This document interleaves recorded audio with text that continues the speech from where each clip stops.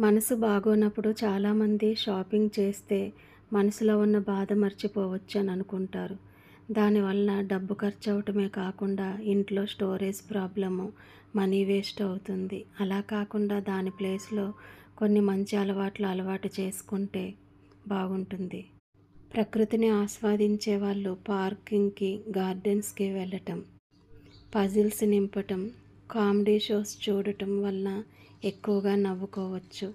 Handcraft అలవాటు ఉన్నవాళ్ళు అనేక వస్తువుల యొక్క తయారీ విధానంలో వాళ్ళ మనసును పూర్తిగా మర్చిపోవటం జరుగుతుంది.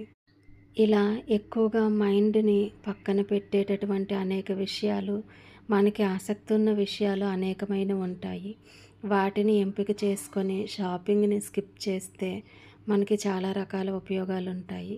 గుడికి వెళ్ళటము, మ్యూజిక్ వినటము ఇలా మీకే చాలా విషయాలు తెలుస్తాయి. ట్రై చేయండి.